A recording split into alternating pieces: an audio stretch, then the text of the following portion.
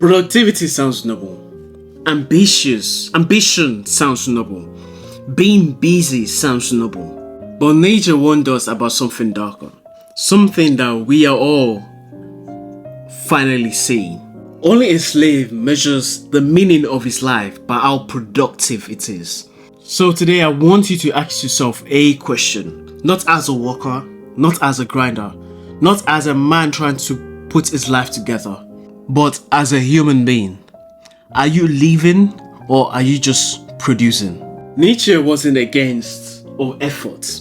Nietzsche wasn't against strength either. He wasn't against discipline nor ambition. He was against blind obedience. He saw a future, our present, where men will be efficient, reliable, measurable, replaceable, and obedient.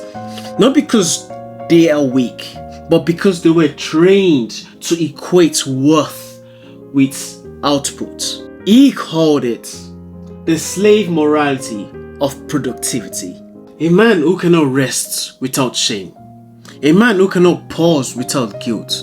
A man who feels useless unless he's productive. That man is not free. He is owned. Let's be honest. Most people don't work today because the work matters. They work because they are afraid of what will happen if they stop. Fear of falling behind. Fear of appearing lazy. Fear of being unproductive. And fear of being called a failure. Nietzsche saw this coming. He knew a world, a culture being driven by numbers, metrics, and outputs will create anxious men, exhausted men, spiritually empty men, efficient but broken men. When your worth becomes a score, your life becomes a cage. Nietzsche divides humanity into two types: the slave mind and the free man. The slave mind lives by external approval, measures worth by output, needs to be seen as productive, works from fear, not desire, has no inner world, cannot sit with self, and is terrified of silence. This man is everywhere today. The free man.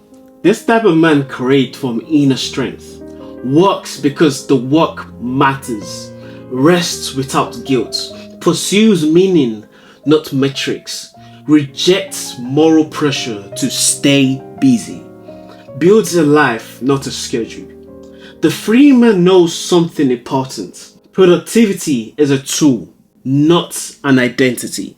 If you feel tired but not fulfilled, if you feel busy but not alive, if you feel productive but not proud, it's because you've been trained to move but not to live. Your whole identity has been optimized for output. You've been taught to be consistent, efficient, predictable, measurable, but never whole. You were never taught stillness. You were never taught depth. You were never taught self-direction. You were taught how to grind, but never how to exist. You see, Nietzsche's question isn't, are you productive? His question is, do you even know why you're producing? Is your ambition coming from fear, comparison, guilt, insecurity, expectation, survival? Or is it coming from desire, strength, creativity, vision, meaning, or self-respect? Productive men are everywhere, but men who know why they live are rare.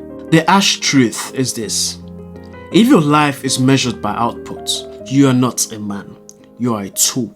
And Nietzsche's warning is simple: never let society reward you for being a well-behaved slave. Build a life that's worth living, not just a life that's easy to measure. Watch this video to explain why you don't hate Elon. You hate what it reveals about you.